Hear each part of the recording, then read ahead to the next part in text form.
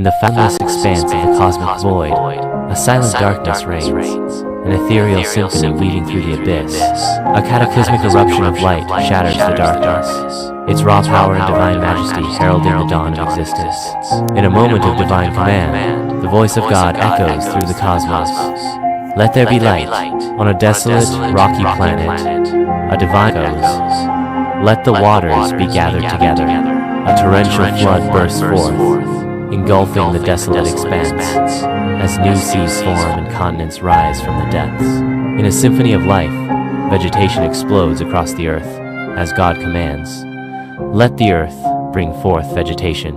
From barren wasteland to vibrant paradise, the planet is reborn in a breathtaking spectacle.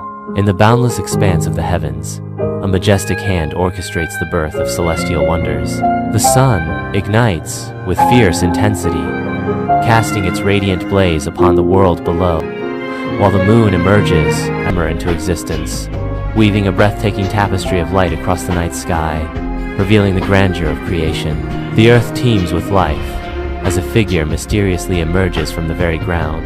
In a moment of divine creation, God proclaims, "Let us make man in our image." With a breath of life, humanity is born, standing in awe before their Creator in the boundless world. Dominion over all living things is granted to them, marking the dawn of a new era. The radiant glow of dawn, earth unfolds in serene beauty, a masterpiece crafted with divine care. God, in peaceful repose, inviting humanity to partake in the divine rest, to reflect on the beauty and peace that surrounds them. In the silence of my brokenness, I thought God had forgotten me. My prayers felt empty, my heart too shattered to believe again. But it was in that lonely night, when tears became my only language, that something happened. I felt a presence step in. It wasn't loud, it wasn't dramatic, it was gentle, yet for us to be whole. He walks into our wounds and turns them into wells of healing. In the silence of my brokenness, I thought God had forgotten me. My prayers felt empty, my heart too shattered to believe again. But it was in that lonely night, when tears became my only language, that something happened. I felt a presence step into my darkness. It wasn't loud, it wasn't dramatic, it was gentle, yet I never left. That night, I realized Jesus doesn't wait for us to be whole. He walks into our wounds and turns them into wells of healing. Every scar, He gathers them and transforms them into stories of grace. You see, your pain is not proof of His absence. It's the very place He plans to reveal His presence. So, if you're listening now, broken, tired, and barely holding on, don't give up. The same Jesus who walked into my pain is walking toward you right now, and He's bringing healing with Him. In the silence of my brokenness, I thought God had forgotten. My prayers felt empty, my heart too shattered to believe again. But it was in that lonely night, when tears became my only language, that something happened. I felt a presence step into my darkness. It wasn't loud. It wasn't dramatic. It was gentle, yet powerful. A love so real, it wrapped around my pain and whispered, "I never left." That night, I realized Jesus doesn't wait for us to be whole. He walks into our wounds and turns them into wells of healing. Every scar, every tear, gathers them and transforms them into stories of grace. You see, your pain is not broken, tired, and barely holding on. Don't give up. The same Jesus who walked into my pain is walking toward you right now, and He's bringing healing with Him. Walked in with you. The furnace burned hotter than ever before. The king laughed, and the crowd. 3 men stood firm, refusing to bow. Then something unexplainable happened. A 4th figure appeared in the flames. Fire lost its power. Chains melted like wax.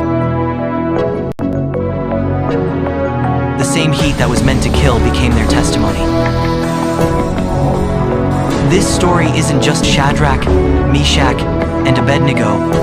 It's about every believer standing in their own fire. When the flames rise, don't fear, because sometimes God doesn't take you out of the fire. He walks in with you.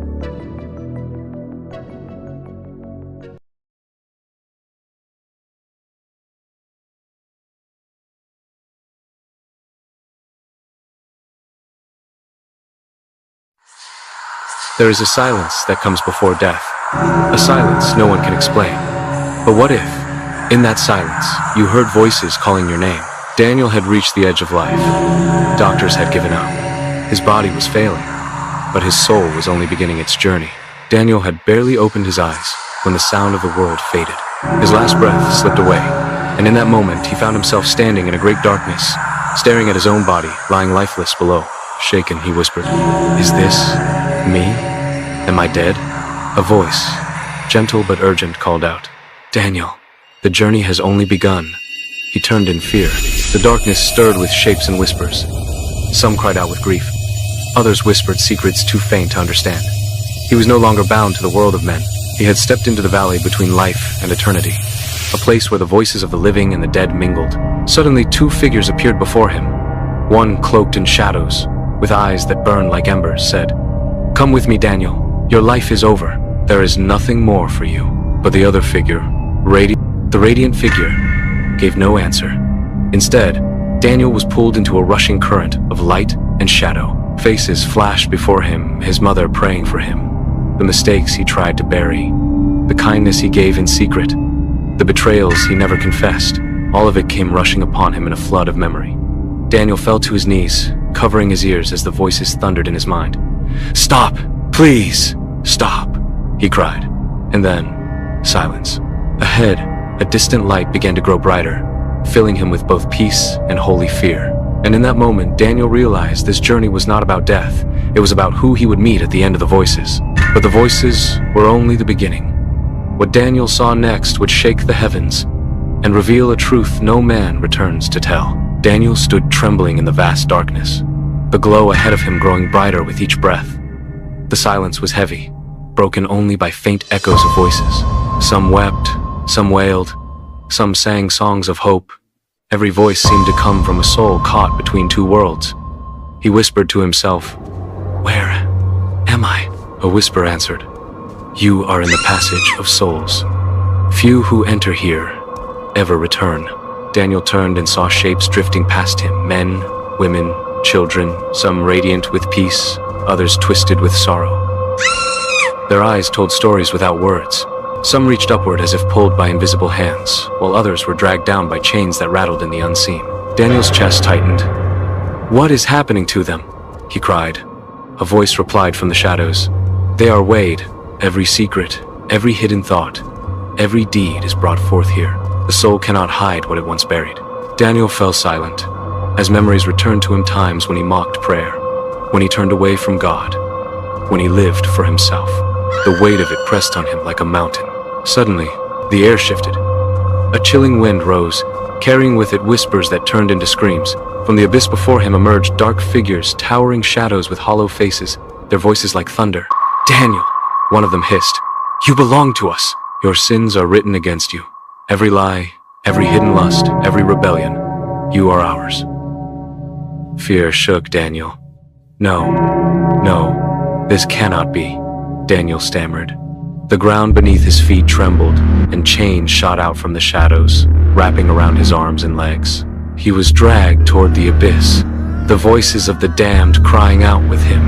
He struggled, crying, "Help me! Somebody help me!" And then, in the midst of the chaos, light broke forth, a brilliance so powerful that the shadows shrieked and pulled back.